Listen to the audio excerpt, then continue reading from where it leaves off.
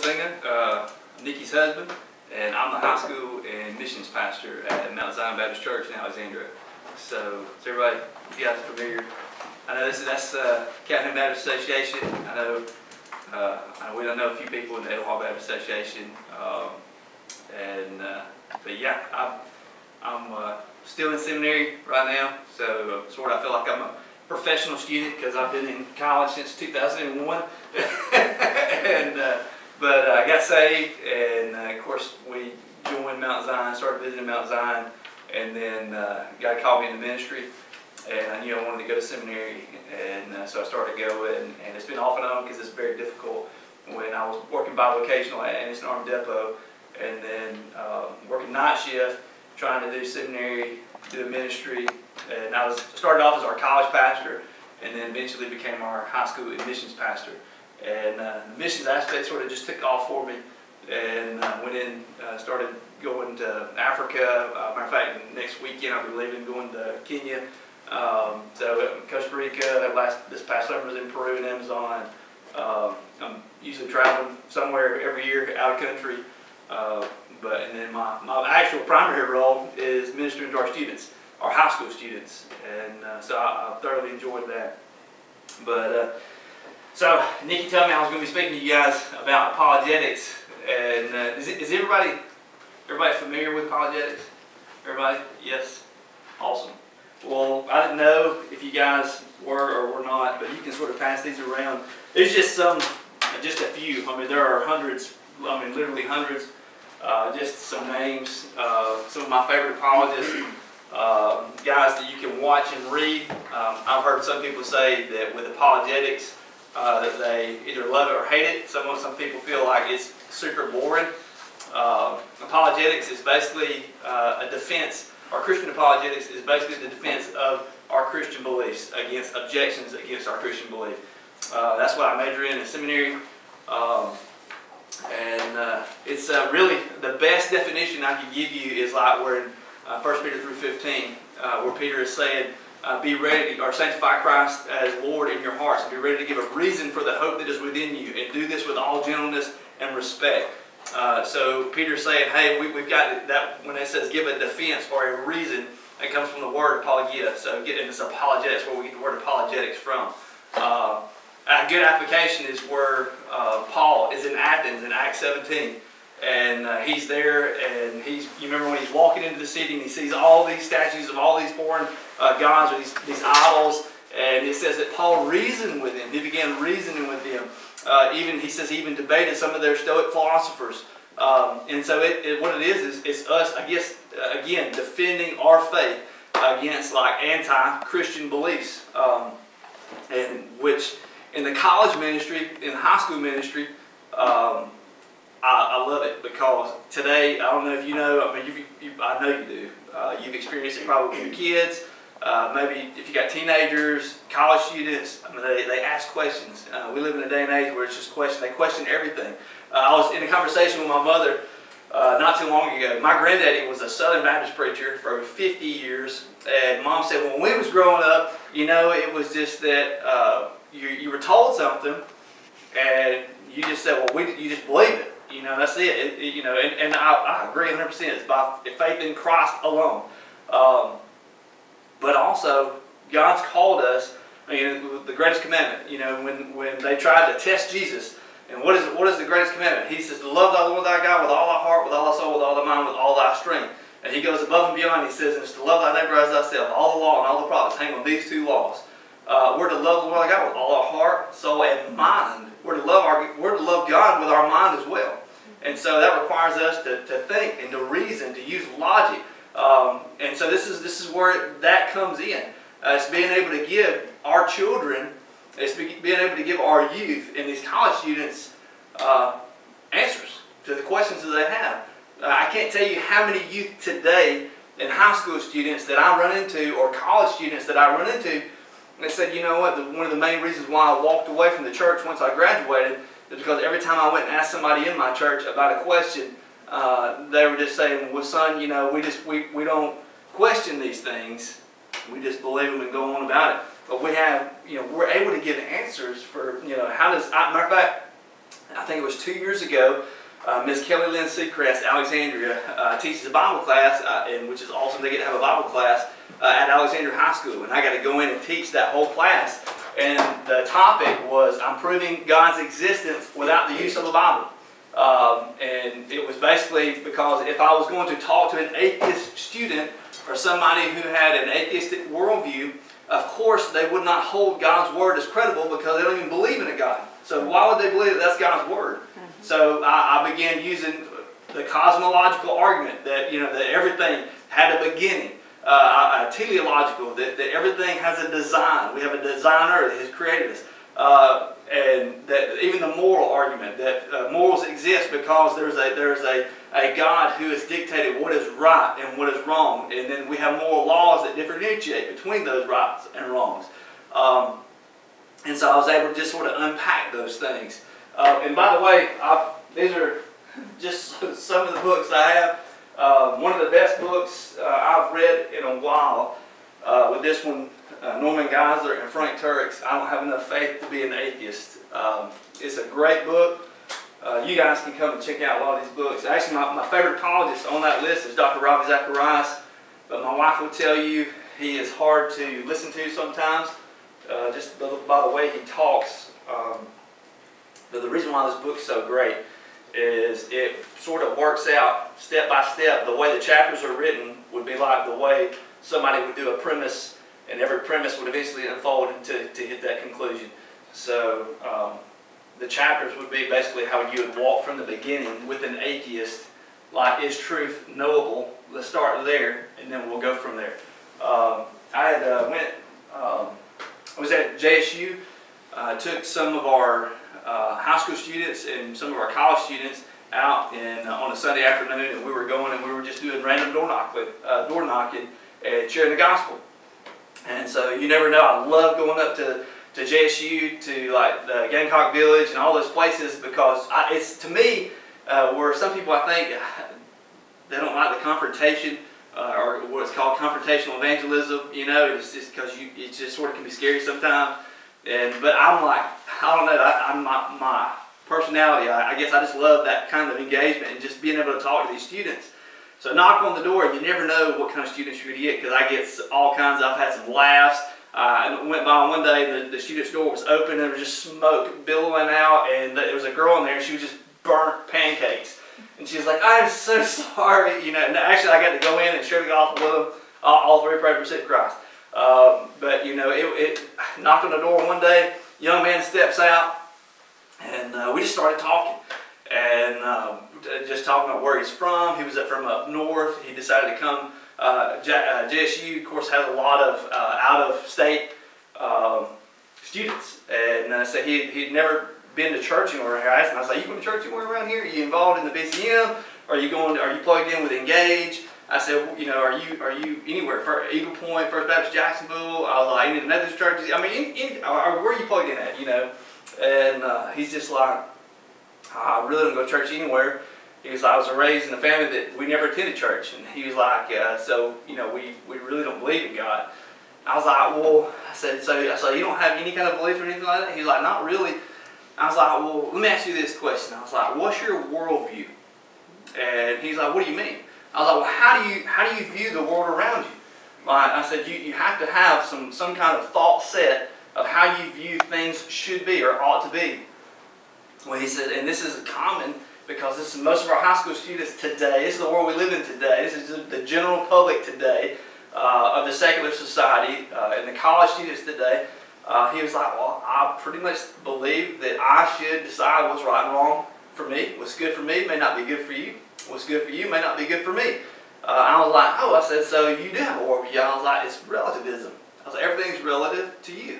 Or subjectivism. Everything is subjective to you. I was like, you say, as long as I don't infringe upon your rights, that, and I keep, to myself, and you keep to me, or you keep to yourself, we're all good. He was like, "Yeah, I guess so." And I was like, "Well," I said, that's pretty cool." I said, "But," I said, "what happens," I said, "when your moral rights collide with your neighbor's moral rights?" you know, what they consider as a moral right or a good. He's just like, what do you mean? I was like, well, let's just say that you see it relative in your own eyes, that it's good for you to be off here alone. I was like, this is your worldview. Everybody is relative. You know, what's right and wrong is relative to them. And I said, you're over here and you say it's good for you to be over here to respect your neighbor and to keep to yourself and all that kind of stuff. But your neighbor says it's not good for me to do that, but it's good for me to take what you have. I was like, you've got two different moral standards of right. Your right says keep to you, right? And his right says, and now how can you tell him that he's wrong when you say that your worldview is relative? Everybody is relative to everybody. So he gets to decide for himself what's right and wrong.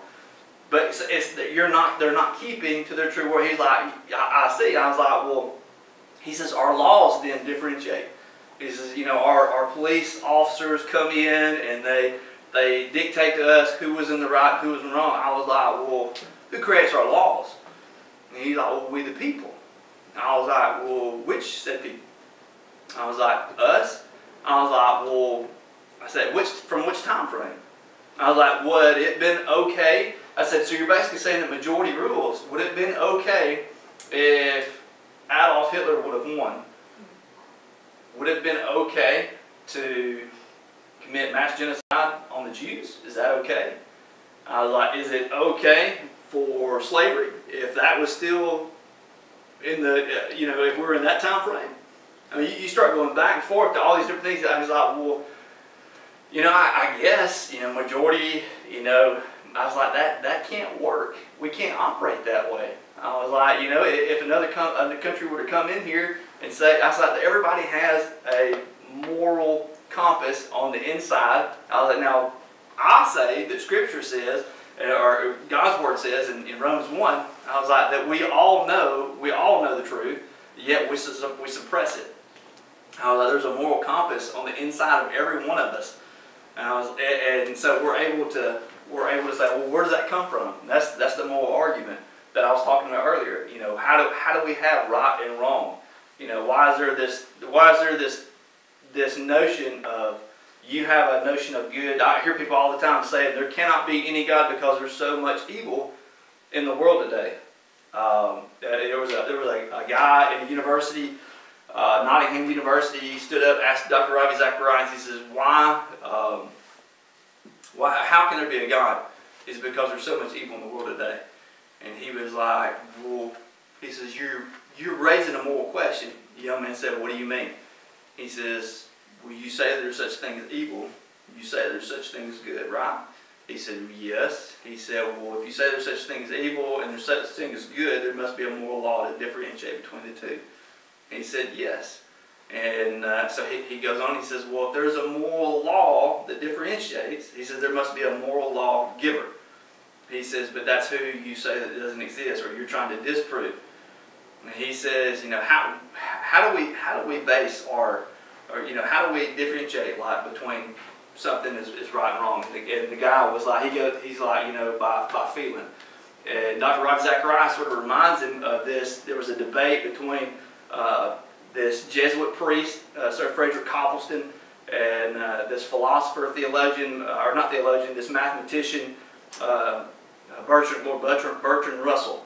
And they start going back and forth, and he's like, "Well, how do you differentiate between, you know, blue and green?" He's like, "By sight." You know, and he said, "You know, how do you differentiate between what's right and wrong?" And the guy, he says, "Well, by sight." He was like, "Well, you can't do that, you know." He says, "Well, by feeling."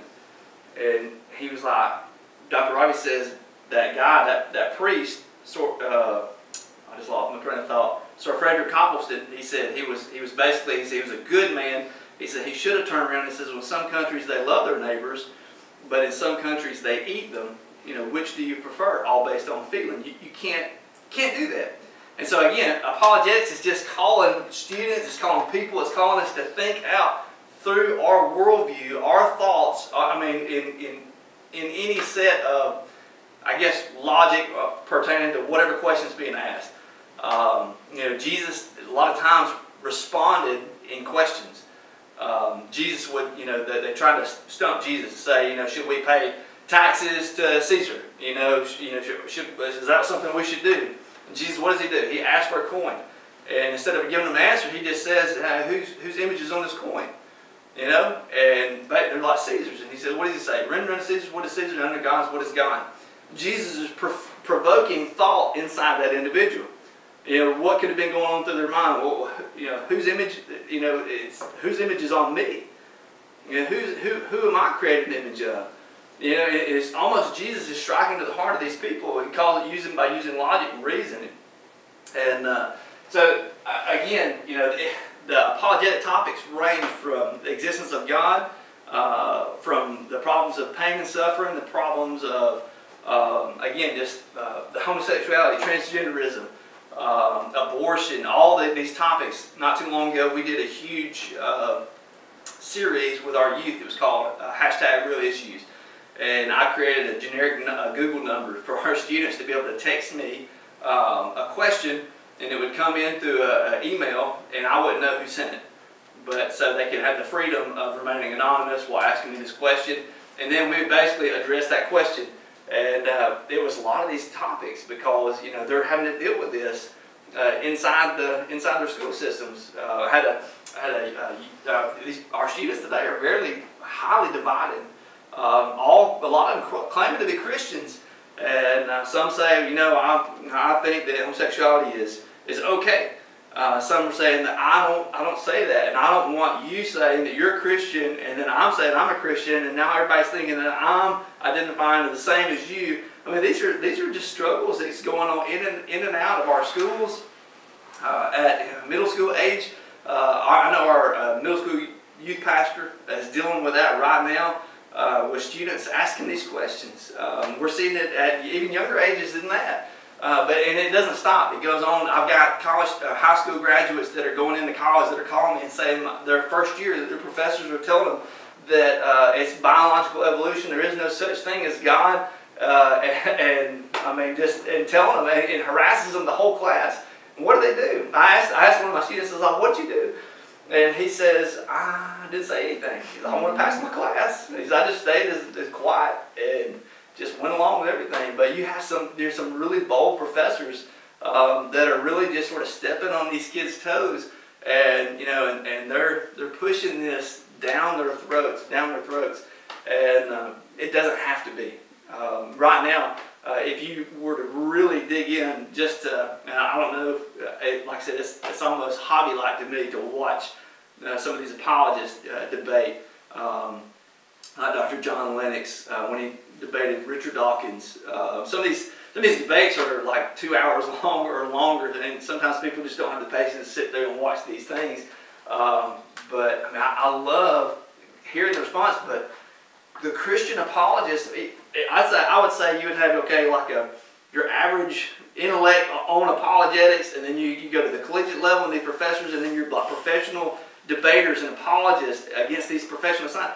Our Christian apologists are winning the area, but we're being portrayed, Christianity, we're being portrayed as stupid, as dumb individuals that don't know anything, and it's sticking to us. But I don't know, I just took a class here recently on critical thinking, and there's just, I don't know, it's just like a stain on us right now that we're backwoods, and we don't have any idea what we're talking about, and we don't have a right to say anything. We were talking to our associate pastor this morning. I said that it's almost like that you hear, don't force your morals on us. And as a matter of fact, I made this statement from the pulpit.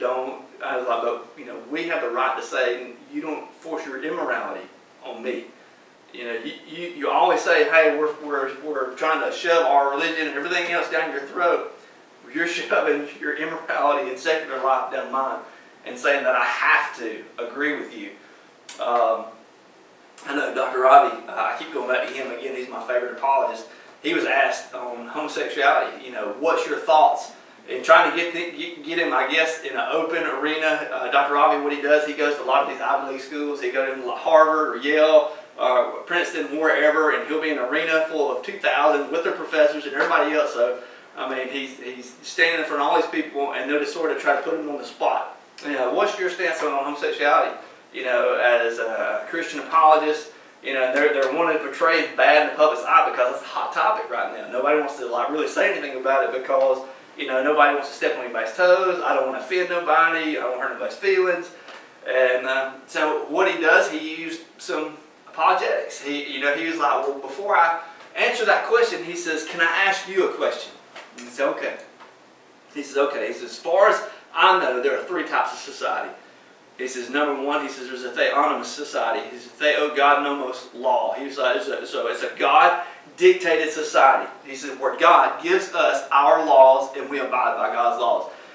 And that person was like, well, there is no God. He's like, so we're definitely not living in that kind of society. Well, we as Christians, we do live in a theocracy.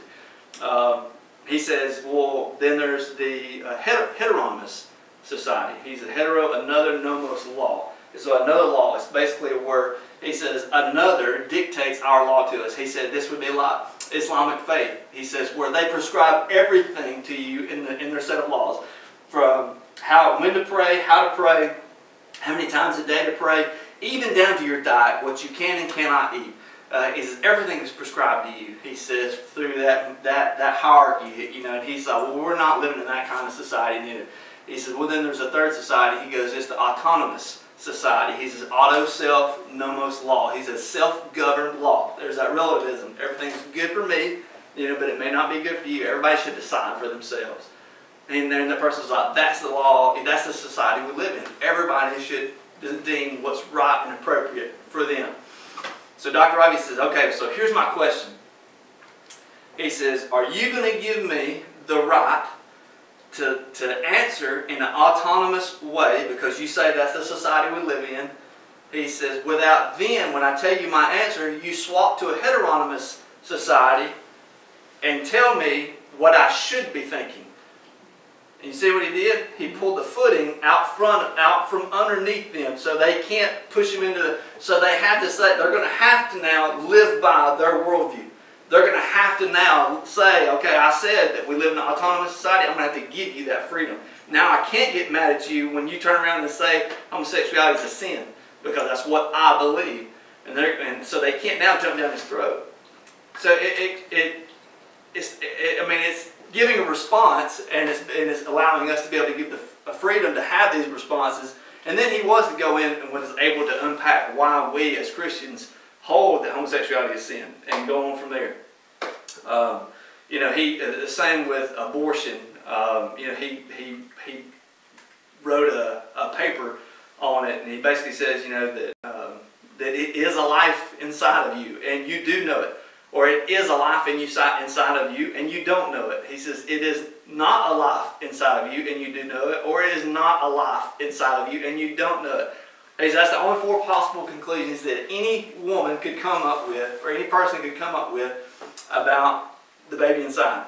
And he says the least that you can come out with is criminal negligence. It's the least you can come out with. And a lot of it, you write that out. I mean, I'm the same way sometimes. I'm like, well, let me write that out so I can think about this, you know, because it's hard. You have to sort of think through these things. But again, these things range, I mean, on and on and on and on. I don't know. I don't want to keep blabbing, but keep blabbing. I mean, because it just, apologetics is, again, it's just giving a defense of what we believe. You don't have to be an expert on every religion in the world. You can basically classify, and this is no lie, you can classify every worldview in the world into 3 groups. And just in Hinduism alone, they have you can fact check me, they have over 300 million gods. They have over 300 million identities. Many Hindus or the Indians, they'll grow up in their own culture, learning about as they encounter, as they age in life. They can always learn. Okay, this is another god to worship. This is another god. They'll be all their life. They'll be introduced to all these just pantheon of many different gods. And so, I mean, you can spend a lifetime studying just the Hindu religion, Islam, I mean, the Sikhs, and I mean, there's on and on, Jainism, and I mean, just all these different worldviews. You got scientific materialists, I mean, the atheist worldview, biological evolutionists like Richard Dawkins, a lot of these guys, Sam Harris, and I think it was Christopher Hitchens, I think, that had passed away here recently, but I mean, like, again, you can just continue to go on and on, but like I said, you can sort of critique all these worldviews. You know, number one, there's the category that only the universe exists, that there is no such thing as God. Just the universe exists. It's time plus chance equals matter. That's what we are. We're basically these protoplasmic meat sacks that are just floating around in the world, and we just got here by chance. And then you've got the worldview that says only God exists. That'd be like your Hindus or your Hinduism and your Buddhism. These guys that believe in karma and the reincarnation, and it would be like that we're all part of what they would say Atman is all of life makes up Brahman. The whole of what God is everything, the universe, the trees, the animals. We all make up God, and we're in this never-ending cycle to obtain nirvana, to become one with the universe. I mean, on and on and on. And then in the center, you would have both God and the universe exist. And here you would find Christianity, Judeo-Christian worldview. You'd have Judaism, Islam. I mean, so, and then you'd be able to go from there, understanding the fundamental foundations for all these worldviews, and you can begin to address, you know, asking the questions, origin, meaning, morality, and destiny. Where did we come from? You know, what is the origin of life? Where did we come from? What is the meaning? What's the purpose of life? Morality. And how do we justify, again, like I was saying earlier, right from wrong? How do we know right from wrong? How does when I go to Amazon, you know, when I go next week to Kenya, in Nairobi, you know, when I get there, I'll encounter some people that have in those slums that have never came out of those slums. They've never seen a white person. You know, they're going to touch my skin and pet on me like this. You know, when I went to Uganda, that's the way it was. And they're never going to know who's Jesus. You know, they've never heard the name. And you know, they're going to be asking these questions. You know, how do they know? You know, that to take my brother's stuff is wrong. They know it in their heart. There's something pricking them there. Even the cultures that eat one another know it's wrong to take, you know, Chintu's wife over here. I mean, you know, you don't take what I have. It's wrong. There's a moral code inside all societies. And then destiny. You know, what happens when we die? You know, and what's amazing is only in the Christian worldview. Only in the Christian worldview will you find that all of our answers are correlative and corresponding to one another. That we were created by a sovereign God. God Almighty created us in His image. Our purpose is to know that God, to glorify Him forever, enjoy Him forever. And then our morality, where we get right and wrong, is God has given us and placed that inside of our hearts to know. And then our destiny is to eventually be with Him if we know Christ. And so it's amazing. Christianity is the only worldview that says that you cannot, the Bible says, for by grace are you saved through faith, and that not of yourselves. It's a gift of God, not of works, lest any man should boast. And so Christianity is the only worldview where we don't boast that we got ourselves into heaven. It's the only one where we say that it was through Christ dying on the cross, His death, burial, and resurrection is the only thing that has gotten us into the presence of God, to know God, know His goodness. And so, you go to a lot of these. The first guy I shared with when I was in Kenya, the very first guy I met was a Muslim man. And he was like, I don't even talk to you. I know what you're here doing. I don't want to talk to you. And I was like, listen, I'm not here to talk to you about religion. I was like, I want to talk to you about a relationship. That's all I want to tell you about. I want to tell you about a relationship. I was like, I've flown over here almost 3,000 miles to get over here to tell you about this relationship. That's how important it is to me. And I was like, I want to tell you about a relationship I got with Jesus. And I mean, I was able to share it with him. Still, I mean, just, I'm not gonna pray. I was like, you said you'd let me tell you, let me tell you. And eventually he opened up, let me talk, and he's like, I'm still. I was like, I said, well, you guys, I said, in the Quran, I was like, you guys believe, that Jesus is a prophet, right? He was like, well, yeah. And I was like, well, I said, according to Islam, I was like, you guys say that a prophet cannot tell a lie, correct, right? He was like, well, that's true. He said, Jesus is a prophet, right? And he said, yeah. I was like, well, I said, do you hold the Bible as credible? He was like, well, yeah, second to the Quran, I was like, okay. I was like, well, Jesus says, I'm the way, the truth, and the life. No man comes to the Father except through me. I said, did Jesus tell a lie? You see what it pushed him into hold to his worldview. He has to hold to his worldview now. Now, he's already said, a prophet cannot lie.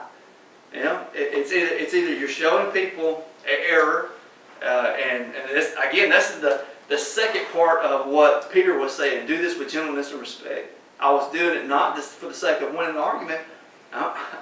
We're doing it because I want somebody to know the goodness of Jesus Christ. I want somebody to know God Almighty, to know His goodness. And it's for the gospel. It's for this person to come into a relationship with Jesus Christ. It's to win souls. And so that's the whole purpose. It's not, it's not for, I tell our students all the time, I was like, as you read and you study and you learn and you gain, logic, reasoning ability, capabilities, and intellect, I was like, it's not for you to go and tell your friends, hi, you're dumb. Hi, you're stupid. Start calling them names. And like, you're not smart. Look what I learned. I'm smarter than you. And to say I won the argument. I was like, it's to win them to Christ. I was like, we have a mind. It's to be used for the glory of God. Any questions? That's it. Some of these books, again, great book. This one, Finding Truth, by Nancy Pearcey. 5 Principles for Unmasking Atheism, Secularism, and Other God Substitutes. Some of these books, I just got through reading this one. It was in my last class we did. It was Amusing Ourselves to Death, which is a great read. It talks about Aldous Huxley's view on, I think it was 40 years before this book was written, like in the 80s. Like he called it, he was saying that how Orwell thought that he feared that we were going to be ruled by or dictated to or ruled over by what we feared, like communism and all the other kind of things. And he said Aldous Huxley actually believed that we were going to be ruled by our pleasures. He says that was eventually was going to come into play. He's like, we're not going to be, we won't need any kind of dictatorship coming in to rule us. He's like, we're ruled by our pleasures, the things that entertain us, the things that we pursue in television and through media and all this other kind of stuff. It was a great read where our students are at. This was another good one. Love Your God with All Your Mind by J.P. Moreland. I was saying, sorry our associate pastor didn't get to come. Me and him just love to sit and talk, but he got to go to Talbot in California and study under J.P. Moreland, and that's where he got his doctorate. But this was by J.P. Moreland. Great book, just talking about the mind, and even when our transition in our society in America, when we, I think he opens up, he's talking about Jonathan Edwards, and this guy not only just being a theologian, he was like, but most of your pastors back then and your theologians were not only just men of the Word. He's like, but these men were just educated men. He said they knew about biology and mathematics and philosophies and science. I mean, they studied all kinds of things and literature and the arts and they were into everything. And he said, there was at some point in our time, he says, we began, as our culture shifted, we became more of a passive culture. We're entertained when we speak. I mean, if you look at a lot of the mindsets, I love Francis Chan was talking about being able to go into a church, and he said, or not a church, it was a meeting that he was having. He was like, just for the sake of meeting with a group of people, and he says we began praying, and he says I've never done this in my life before. He said, but we prayed for an hour, That went by, 5 hours passed. He was like, he said, before you know it, 13 hours had passed. He said, I've never done that in my life. He's like, but it was so good. It was in the presence of God. He's like, but there's a lot of people that wouldn't, you pray for an hour or 30 minutes because our minds are not even in any way disciplined to sit still long enough, because it has to be entertained. I went to a youth pastor summit 2 years ago where Josh McDowell was speaking on Generation Z, reaching Generation Z. Generation after the millennials, and he said that even when they studied but like marketers and stuff and how commercials are done and a lot of the programs that you watch, he says if you ever notice a lot of times every 7-minute increments, it's about the span that you'll be watching TV, something amazing will be happening, it'll pique your interest, and then it'll cut the commercial to leave you hanging, to draw you back, to go back to that next 7-minute span before your attention span runs out. And they'll do that over and over and just keep spiking your brain, And so you're like, I want to watch the rest of that. I want to watch the rest of that. We're constantly, and that's just like this book, amusing ourselves to death. The way we do epistemology, or the study of knowledge, it's instead of through like reading and doing it that way, we've become more of an oral and visual learning. Everybody gets we get our news now from, all my political thinking is done by Fox News or CNN or MSNBC or whatever. This is the majority of society. They'll say they do their political thinking. The pastor is going to do my religious thinking for me. People today and entertainment today is going to do my extra, life. I'm going to live vicariously through these entertainers and stuff. So I'm going to get so they're becoming couch potatoes who are just living vicariously through all these people, and they're absorbing all this information they get off. I can't tell you how many students that tell me, Brother Jeremy, because the internet said so. You get it all the time. Google it, and that's all the time. Just Google it, man. Just Google it. And but that's the way we get our information. And that's the way our epistemology has changed. So again, there's some great stuff here. This one may bore you to death by Anthony Weston. It's a rule book for arguments. Being able to, but stuff like this helps you learn how to critically think. So when you're sitting down, you're engaging with somebody in conversation, you can call like a fallacy. On whatever arguments. I had a guy tell me. Matter of fact, the young man that I was talking about his worldview and how it was relative to him, he told me that truth does not exist. He says truth is relative. That's what he said, and that's the world we're living in today. Truth is relative to the individual. He says there's no such thing as absolute truth, and that's a scary world we live in. Again, because if everybody can make up what's true to themselves. You see it could be the murderer.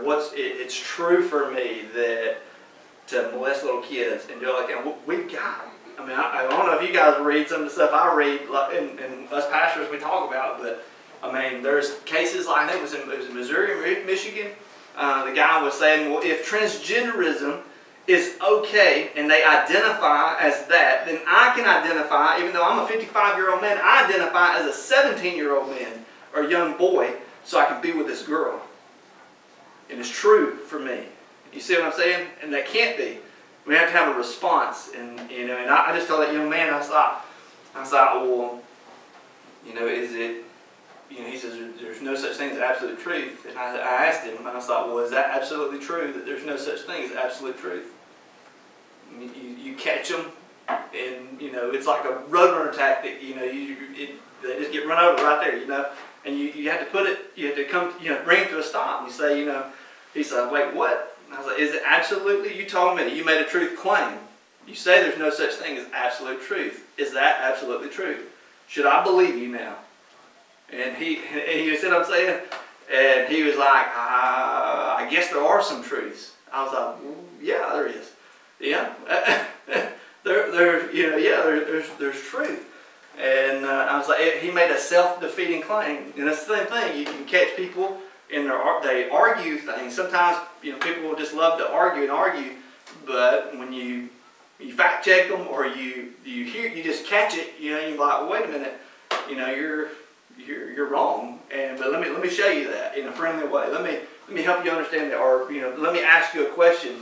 And when you ask those questions, it's sort of, they're like, okay, I get it. You know, I guess I was wrong. And then you can walk from there and say, okay, well, you know, why were you wrong? Well, let me tell you what I think. You know, there's this man, his name is Jesus. You know, and we can go from there. You know, this again. I mean, we could spend weeks on this kind of stuff. The authenticity of the scriptures. You know, that's going to come up. You know, I stood on the porch for about an hour with a guy, very, very well, you know, educated man. A lot of times we don't get to engage in those kind of people, but because we live in the Bible Belt. You know, we live in the South. We live in the Buffalo Bible Belt, and you know, just about everybody goes to church, you know, or to a church, or you know, in a religious organization. Maybe non-denominational, maybe a Methodist, Episcopalian, I mean, whatever. I mean, but we're in some kind of, you know, religious setting.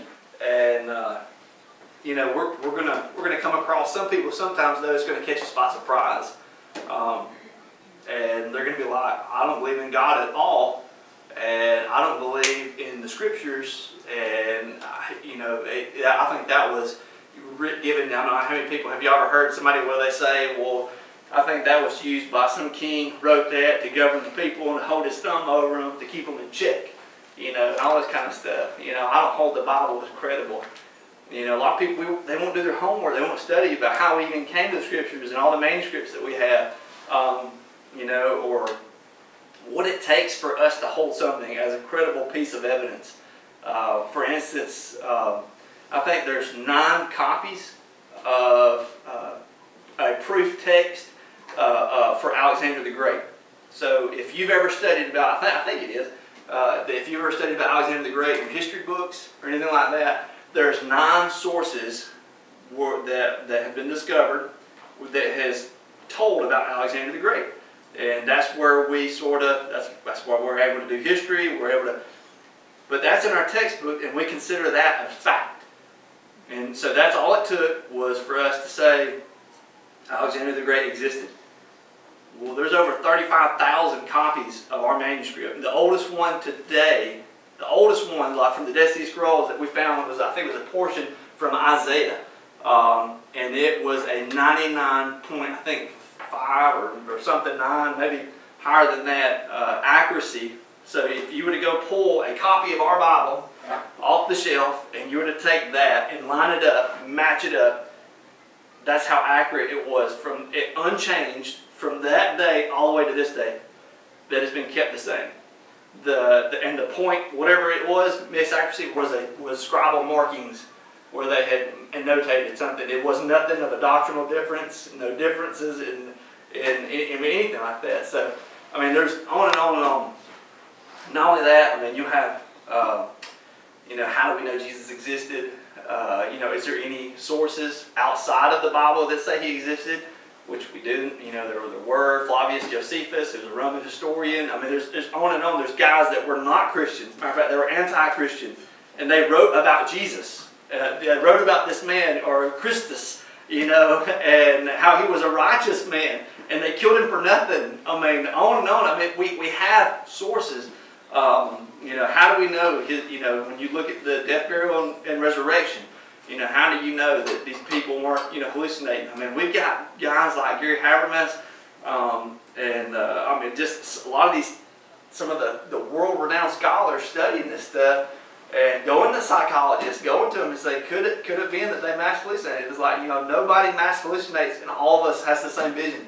Nobody does that. There's not been one case studied ever where anybody has ever done that. You know, there was over 500 eyewitnesses. Not only were they eyewitnesses, there was also enemy attestation. The enemies were looking for Jesus.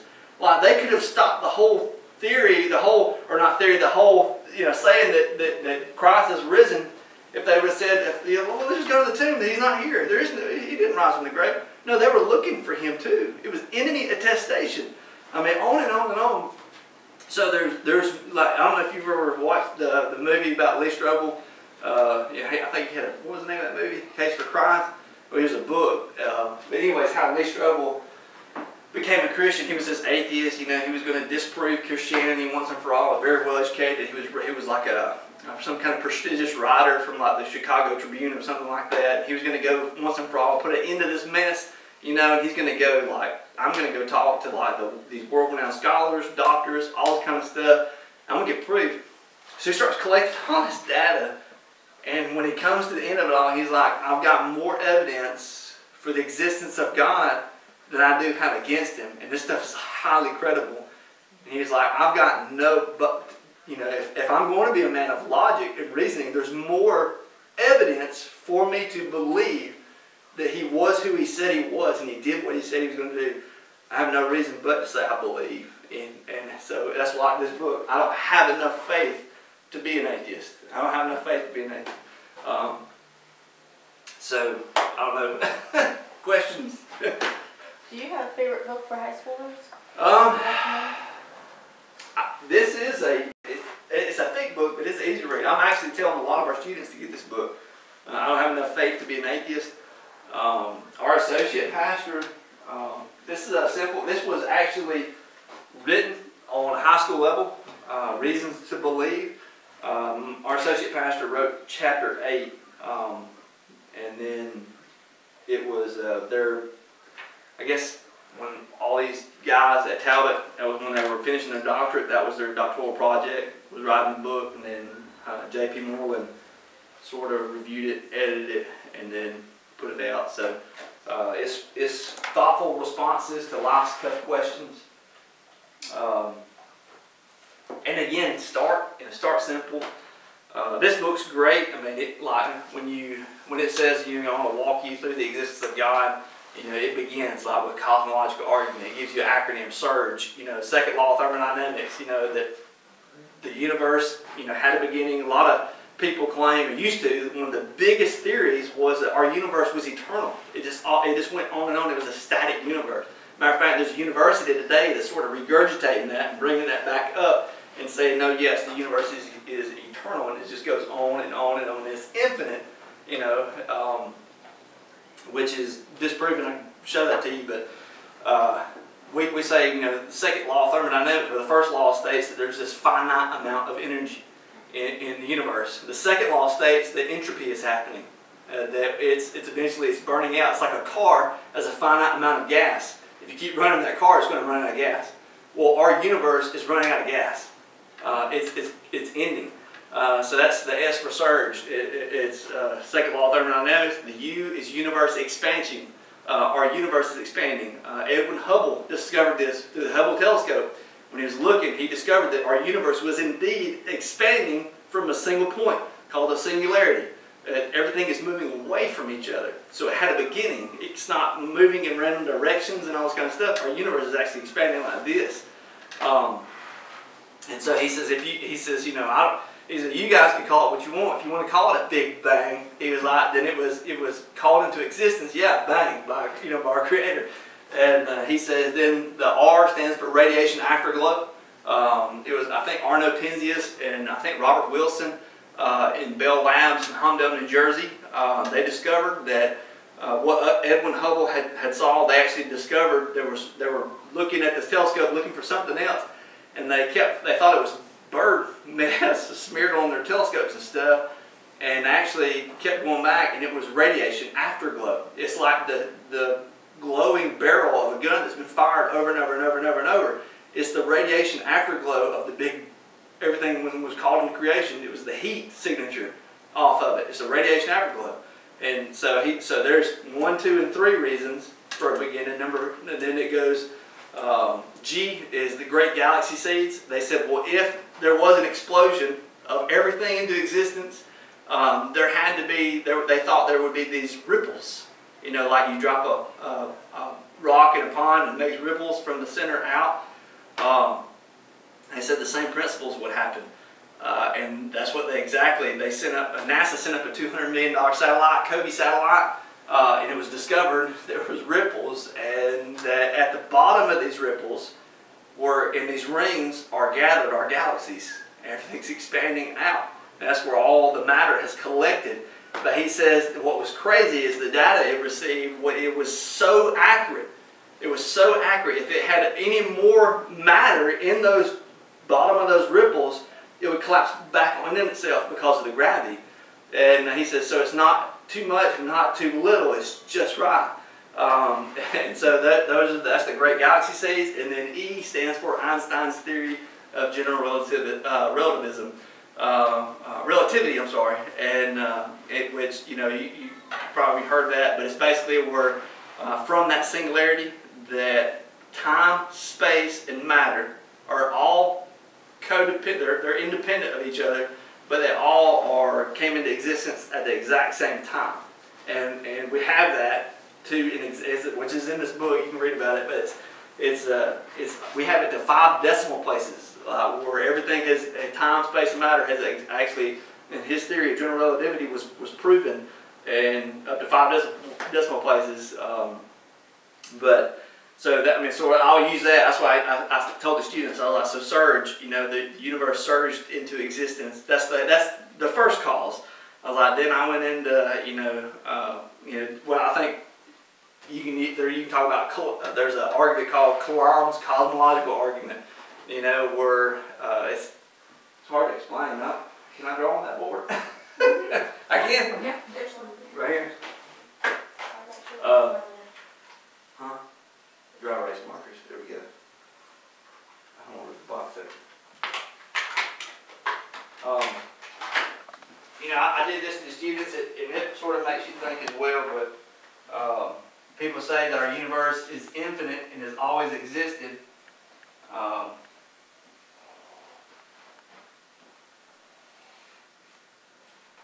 But if this is today, where we're today in the universe, and if the universe is infinite, this is the past, and it's going infinitely backwards. Just think about this. Here's yesterday, but it's infinite. We could never arrive at today if the universe was infinite behind us. You think about it for a little while. You could never arrive at today if we had an infinite past behind us. You see what I'm saying? And it's the Coulomb's cosmological argument here, that's in that book as well. When I read that, I kept looking at the illustration. I was like, I've got to go back and think about it. And you keep looking at it, you go back and think about it. Eventually, it makes sense because there's an infinite span of days behind you. If it's infinite, there's no set of numbers. I can't get to today. I would have never gotten here. Your mind's good. But there's all kinds of stuff.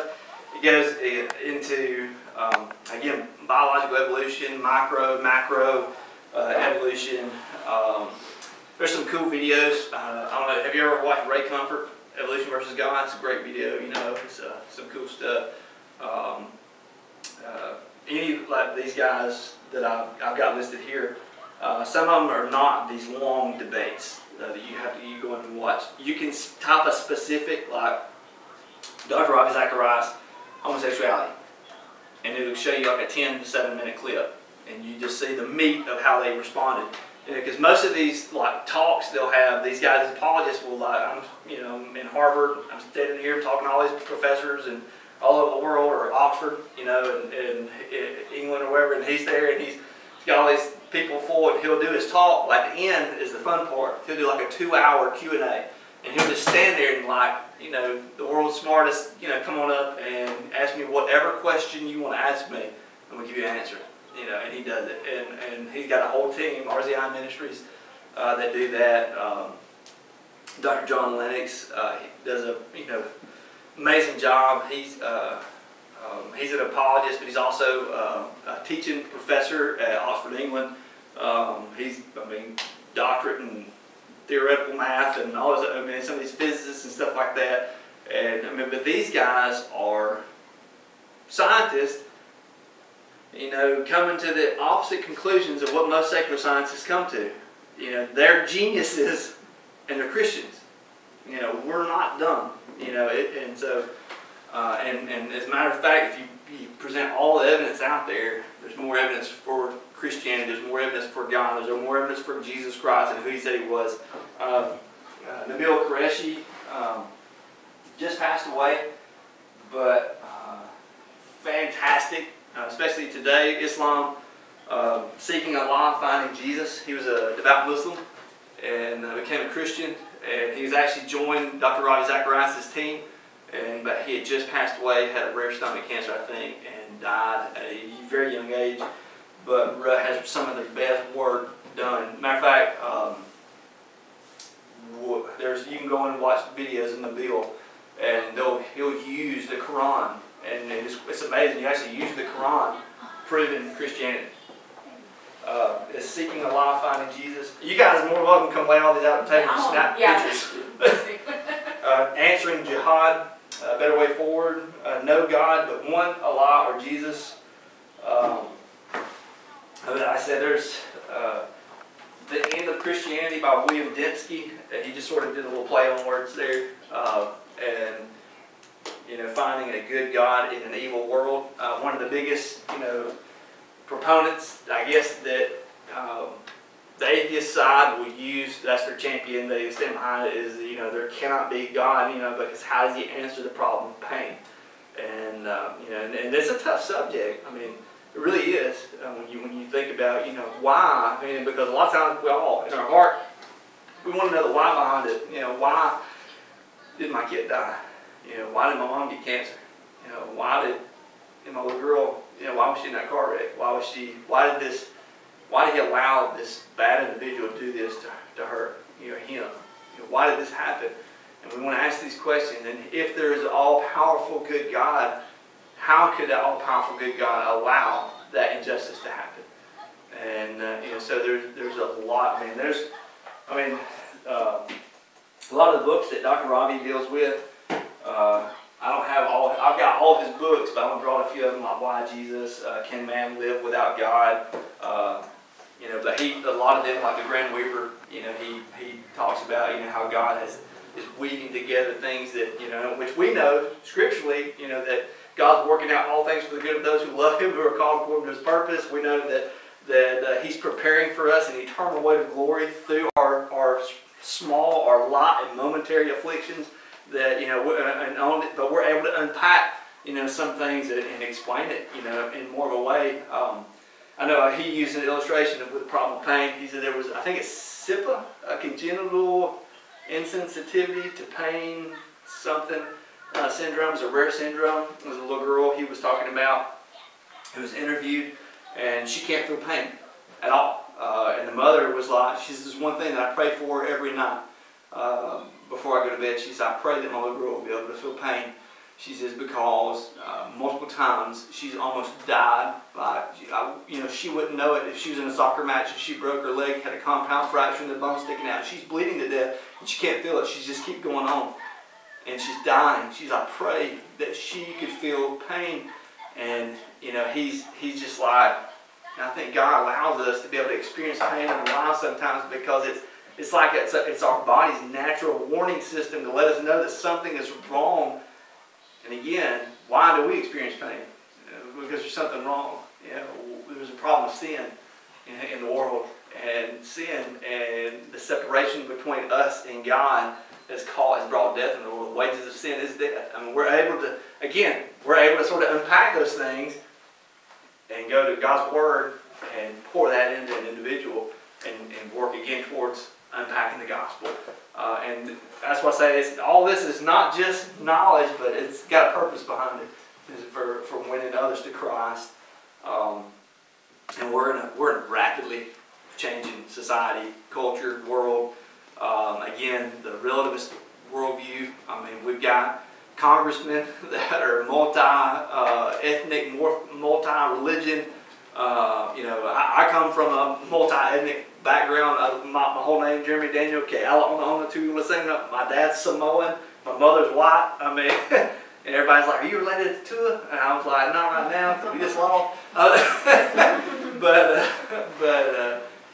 big Alabama fan. But I said, it's just even in there's differences in cultures, you know, and it's when we understand a little bit about the worldview and the world we live in, you know, we're able to go and relate no matter where we go, and being able to pour out truth, because truth is noble, and truth eventually, ultimately has a name. You know, Christ is the truth, is the way, you know. But like I said, I don't know anything.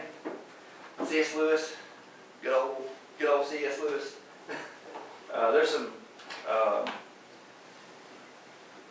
Knowledge and Christian Belief by Alvin Plantinga. He's got a free will defense. There's Amy Orr Ewing, is the Bible intolerant, sexist, oppressive, homophobic, outdated, irrelevant? She's awesome.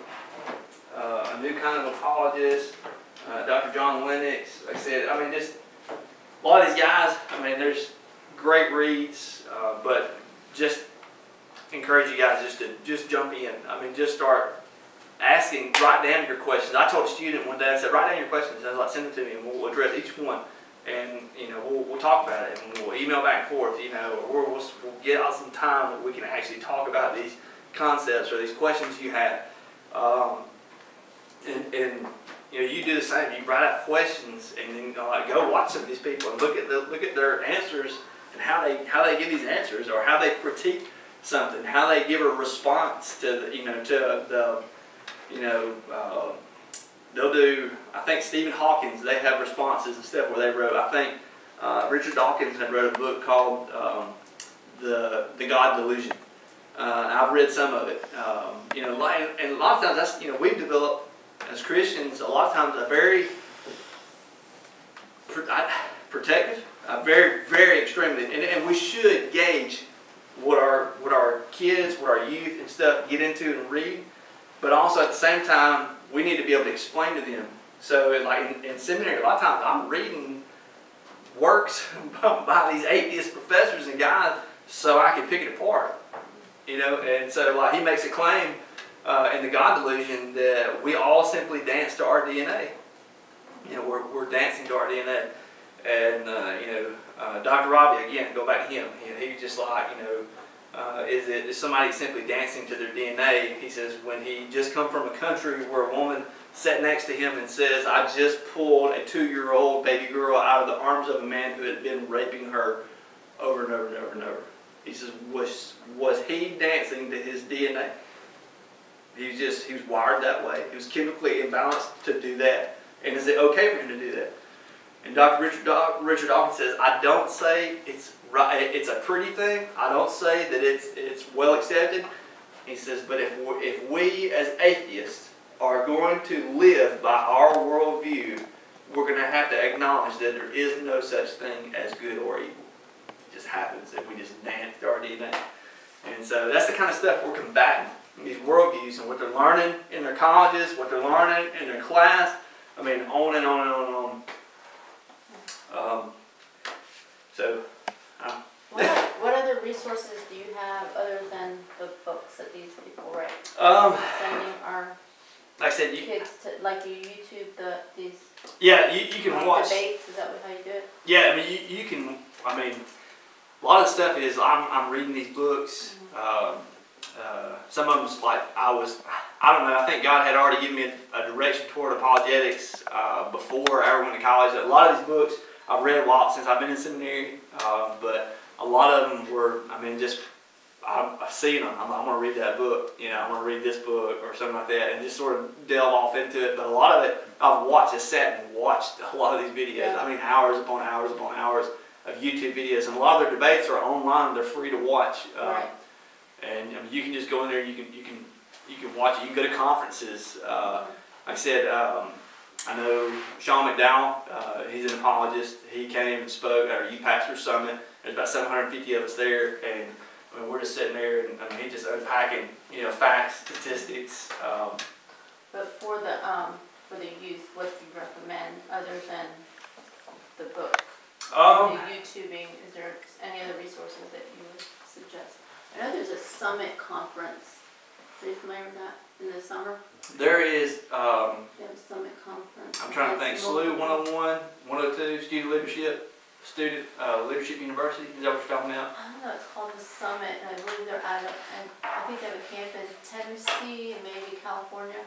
I'm not sure if that's the same one. Apologetics, different speakers and stuff like that. There are, yeah, there are many, I mean, apologetic conferences and schools and things like that they can be sent to. I know Alabama Baptist, I don't know of any other organization, but I know Alabama Baptist does a super summer, and it's like a seminary style setting. They do it once a week. High schoolers? I think it possibly even may be for younger, even on younger. Okay.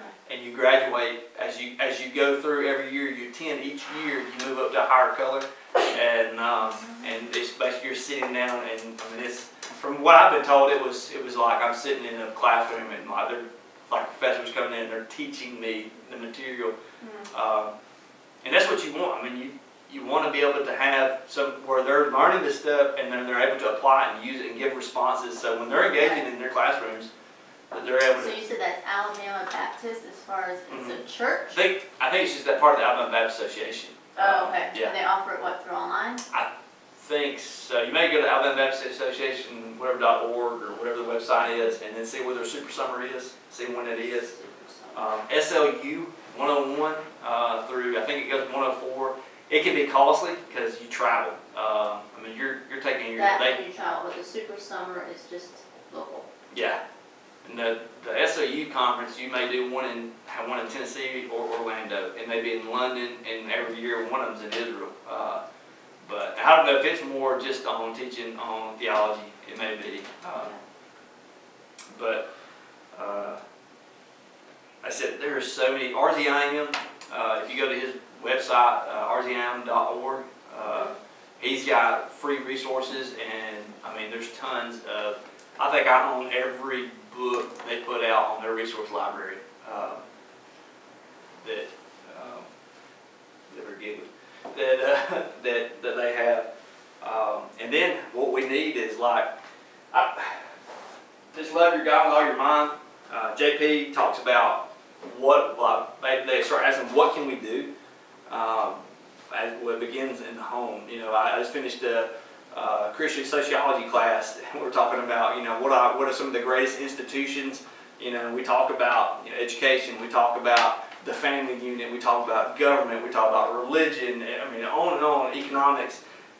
And where does the majority of a child learn it? I mean, it's in the home. I mean, it comes from the home. Everything stems usually from the home, their beliefs, how they're going to vote. I mean, I even tell my students all the time. I want them to think. I always engage with my students a lot of times. I'm like, you know, I don't tell them how to vote. I just say it, and they'll say, oh, it's voting time. You going to go vote, Brother Jeremy? I'm like, you know, like my older students that just turned 18 or something like that. I'm like, you going to go vote? Yeah, okay. I was like, now, I said, don't ask me this question. I was like, why are you voting? What's your vote? Why are you voting Republican? Yeah. Why are you voting Democratic? You know, why? Do you know what that is? Do you know? Is it because your parents told you so? You know, why do you believe the Bible? It's because you've taken ownership, and you went and you've researched it and you looked it up and you found that it was true. Yes, should we be telling this truth? Absolutely, because it is true. But then you also want them to have their own understanding and workings of it. And what did be right before? I think it's in Acts 17 where Paul, right before he went to Athens, he said he visited the Bereans when he was in Berea. You remember what they did? Everything Paul said, they went and, even though he's an apostle, they went to the scriptures and made sure that what he was saying lined up with the scriptures. So they were like fact checking him, everything he said, and it says that Paul applauded him for it. He's like, yes, make sure what I'm telling you is the truth. Go check me out, you know. And that's what we ought to be encouraging our kids to do. Don't just believe because I told you. Don't just believe what your teachers told you because that's what they told you. You know, here recently, our associate pastor was invited to Calvin County Board of Education meeting, and they were talking about some of the new textbooks they were going to have for the biology textbooks, and we're having to put disclaimers in the books because of that the chapter on evolution and biological evolution, that this is a theory and is one of many beliefs. And one of the new Northerner teachers that we had, I don't know her name, raised her hand. She's like, well, where I just came from, we wouldn't even have to deal with this problem, this whole issue. You know, that's just silly. You know, and one of the board of education guys, he was like, Dr. Reynolds, what do you think? He's like, well, I completely disagree. I mean, and then they just went on, and he was like, this is why. And because it's a theory, you know, he was like, there's no, you know, and they got into the whole, you know, there's no one, you know, in between kind. You know, there's no dog cat. You know, there's not been ever given one shred of evidence that, you know, this biological evolution has taken place where there's been a change of kinds. You know, and so on and on. But again, if we can't be passive and just say, you know, everybody's saying, oh, Christianity, you Christians, you're so intolerant. You know, you know, it's everybody has a right to believe whatever they want to believe unless they disagree with me. That's the world we live in, basically, in the secular world. Yeah, I hope you made sense of everything that I said, because I know I just jumped from like 50 different topics, but usually, I know Jacksonville, JSU had a Ratio Christi chapter. I carried our college and career sometimes to it, but it was basically they would bring in an apologist and he would speak and then open it up to college students to basically do like what Dr. Robbie and them do, and he would just basically like come to the mic and they would ask, you know, the questions, you know, right and wrong, you know, how do you know the Bible's credible? How do you know that Christianity is the one right religion compared to all the other religions in the world? You know, how do you know that's true? I mean, on and on and on and on. Is there error in the Bible? Is there, you know, I mean, there's inconsistencies. There's, you know, is there contradictions? I mean, all this kind of stuff. I mean, they'll ask all these questions from the, you know, is the God of the Old Testament this genocidal maniac? You know, I don't know. So I don't want to bore everybody. But does anybody have any other questions? I'm sorry, I don't know any more resources to give you. If I can find some, you know, when I get back to my office, I'll give them to Nikki, and then yeah, I guess whatever you use for your high school. Okay.